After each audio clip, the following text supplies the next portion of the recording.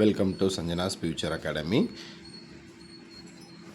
So நம்மளுடைய YouTube சேனலில் நம்ம இன்றைக்கி பார்க்க போகிற video NEET exam 2026 exam date பண்ணாக்கா May 3 அன்றைக்கி நடக்க போகுது. நமக்கு இன்னும் சரியாக பண்ணாக்கா 32 நாட்கள் இருக்குது எக்ஸாமுக்கு. இந்த 32 நாட்களில் நம்மளால் 650க்கு அதிகமான மதிப்பெண் வாங்க முடியுமா?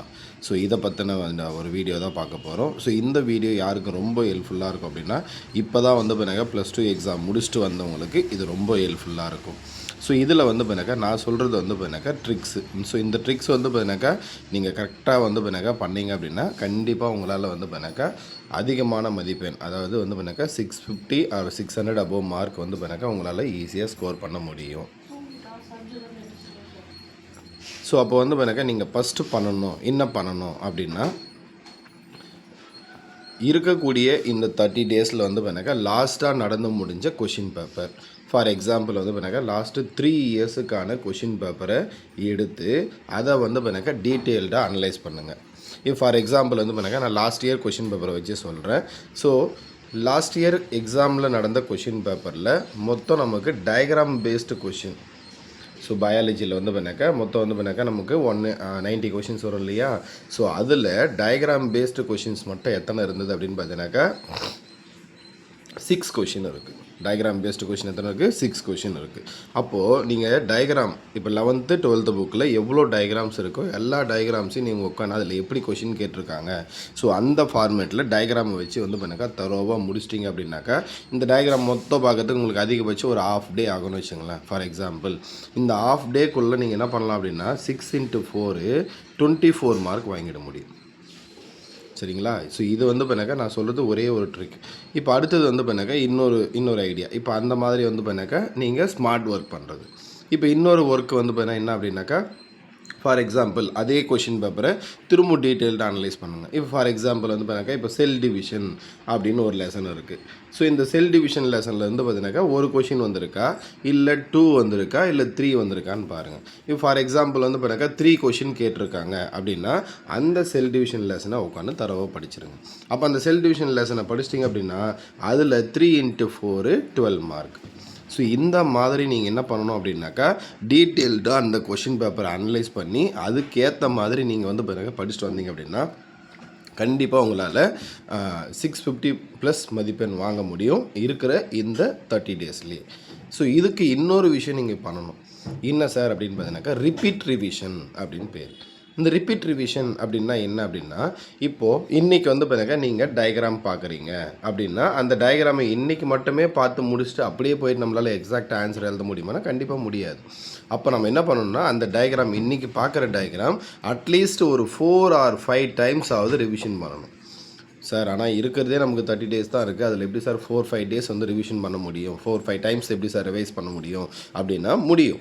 ஏன் அப்படின்னா நீங்கள் ஃபஸ்ட் டைம் படிக்கும்போது தான் நான் என்ன சொன்னேன் உங்களுக்கு, ஃபஸ்ட் டைம் படிக்கும்போது ½ டே கூட ஆகலாம் அப்படின்னு சொன்னேன். சரிங்களா? அந்த டயக்ராம்ஸ் மொத்தம் பார்க்கறதுக்கு ஒரு ½ டே சின்சியராக உட்காந்து பார்த்தீங்கன்னாக்கா. அதே பண்ணாக்கா நீங்கள் செகண்ட் டைம் பண்ணாக்கா உட்காந்து பார்க்கும்போது உங்களுக்கு பண்ணாக்கா அதிகபட்சம் பண்ணாக்கா ஒரு 2 hours ஆகும். தேர்ட் டைம் பார்க்கும்போது 1 hour, ஃபோர்த் டைம் பார்க்கும்போது ஒரே ஒரு ½ an hourல நீங்கள் பார்த்து முடிச்சிடலாம். அப்போது நீங்கள் 4 டைம் பார்த்து முடிச்சிட்டிங்க அப்படின்னா அந்த டயக்ராமில் எப்படி கொஷின் கேட்டாலே உங்களால் பண்ணால் ஈஸியாக அட்டன் பண்ண முடியும். அதே தான் இப்போ நான் செல் டிவிஷன் ஒரு லெசன் சொன்னேன். அந்த லெசன்லேயே நீங்கள் பண்ணாக்கா ஒரு 4 டைம்ஸ் டீட்டெயில்டாக இதுக்கு முன்னாடி எப்படி கொஷின் கேட்டிருக்காங்கன்னு ஃபஸ்ட்டு டீட்டெயில்டாக அனலைஸ் பண்ணணும். சரிங்களா? அனலைஸ் பண்ணுறதுக்கு டைம் ஆகுதுன்னு விட்டுட்டிங்க அப்படின்னா நம்மளால் சரியாக பண்ண முடியாது. அப்போ டீட்டெயில்டாக அனலைஸ் பண்ணணும், அதுக்கப்புறம் தான் படிக்கணும் எப்படியெல்லாம் கொஷின் கேட்டிருக்காங்க. சரிங்களா? ப்ரீவியஸ் இயர் கொஷின் பேங்க் இருக்கும், அதை எடுத்து வச்சுன்னு பார்த்தீங்கன்னாவே தெரிஞ்சிடும். இல்லை பண்ணாக்கா ஏதாவது ஒரு கொஷின் பேங்க் புக்கு வாங்கி அதில் பார்த்தீங்கன்னாவே தெரியும் எப்படியெல்லாம் கொஷின் கேட்டிருக்காங்க, அதுக்கேற்ற மாதிரி படிக்கணும். சரிங்களா? இந்த மாதிரி நீங்கள் படிச்சுக்கிட்டே வரும்போது உங்களால் பண்ணாக்கா ஈஸியாக 650+ மதிப்பெண் வாங்க முடியும். அதே மாதிரி இன்னொரு ஐடியா என்ன அப்படின்னா, இப்போது நமக்கு இன்னும் கரெக்டாக பண்ணாக்கா 30 டேஸ் இருக்குது. இப்போ இந்த 30 டேஸில் பண்ணாக்கா உங்களுக்கு சரியாக பண்ணாக்கா ஒரு நாளைக்கு, சரிங்களா? இப்போ நான் லெசன் வைஸ் சொல்லிட்டேன். அந்த லெசன் வைஸ் ஒரு நாளைக்கு பண்ணாக்கா குறைஞ்சது பண்ணாக்கா ஒரு 4 லெசன் அப்படி நீங்கள் உட்காந்து படிச்சிங்க அப்படின்னா கண்டிப்பாக பண்ணாக்கா இந்த 4 லெசன் அப்படின்றது 4 லெசனில் மேபி 2 கொஷினாக வரலாம். அப்போது 8 கொஷின் வரும். சரிங்களா? அப்போ 8 கொஷின் வருது அப்படின்னா டோட்டலாக அப்போது 32 மார்க் வந்துடும். அப்போ ஒரு நாளைக்கு 32 மார்க். ஸோ கண்டிப்பாக வந்து பண்ணாக்கா முடியும். 4 லெசன்றது பாசிபிளாக சார்னாக்கா நீங்கள் உட்காந்து லைன் பை லைனாக தான் படிக்க போகிறீங்க. ஆனால் நீங்கள் அதுக்கு முன்னாடி என்ன பண்ணணும்னா எந்த இடத்துல கொஷின் கேட்டிருக்காங்க, எந்த மெத்தடில் கொஷின் கேட்குறாங்க, சரிங்களா, அதெல்லாம் நீங்கள் டீட்டெயிலாக தெரிஞ்சுக்கிட்டீங்க அப்படின்னா அந்த லெசனை வேகமாக படிக்கிறதுல ரொம்ப ஹெல்ப்ஃபுல்லாக இருக்கும். சரிங்க சார், இது பயாலஜிக்கெல்லாம் சொல்லிட்டீங்க.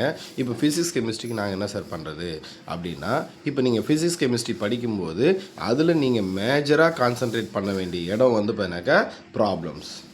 சரிங்களா, அப்போ நீங்கள் என்ன பண்ணணும்னா டெய்லி ப்ராப்ளம்ஸை ஒர்க் அவுட் பண்ணி பார்க்கணும். அப்போ வந்து பார்த்தினாக்கா ஒரு நாளைக்கு நீங்கள் அட்லீஸ்ட் வந்து பார்த்தினாக்கா ஒரு 50 ப்ராப்ளமாவது ஒர்க் அவுட் பண்ணி பார்க்கணும்.